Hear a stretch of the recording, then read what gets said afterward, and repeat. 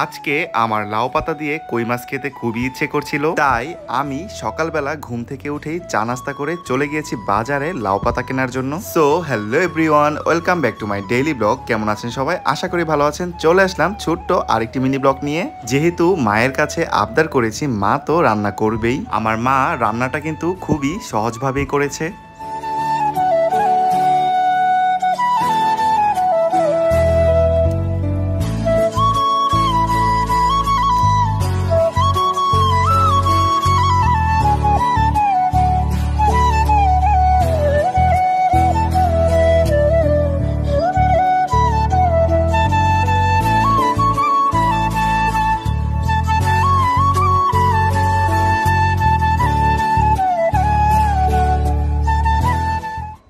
এই তো লাউ পাতা দিয়ে কই মাছটা রান্না করা হয়ে গিয়েছে। এরপর আমি কয়েকটা চিকেন ফ্রাই ভেজে নিলাম।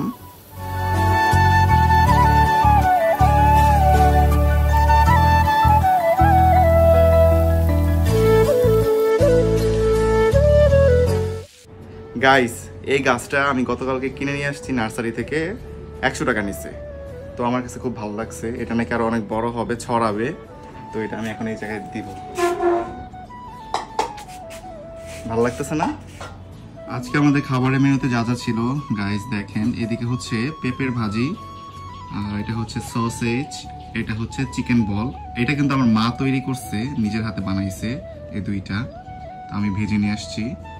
আর এদিকে হচ্ছে চিকেন ফ্রাই, আর এইখানে হচ্ছে লাউ পাতা দিয়ে কই মাছের যে তরকারিটা রান্না করছে মা, এটা আমার খুবই পছন্দের। আর এইখানে আছে হচ্ছে সিম দিয়ে আলু দিয়ে ভাজি। তো এই হচ্ছে গাইস আজকে আমার লাঞ্চের প্লেট। দেখেন আমি একদম সব সাজায় নিয়ে আসছি। তাহলে চলুন খাওয়া দাওয়া শুরু করা যাক। প্রথমে আমি লাউ পাতাটা হচ্ছে লাউ পাতা দিয়ে কই মাছটা খেয়ে একটু ট্রাই করি।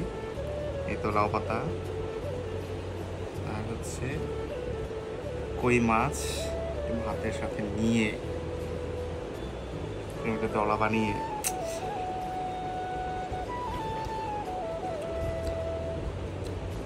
এইটা আমার অনেক পছন্দের, অনেক। সো এই ছিল আজকে আমার মিনি ব্লগ। ভিডিওটা কেমন হয়েছে অবশ্যই কমেন্টে জানাতে ভুলবেন না। আজকের ভিডিওটা এই পর্যন্তই। দেখা হবে পরবর্তী ব্লগে। সেই পর্যন্ত সবাই ভালো থাকবেন। টাটা।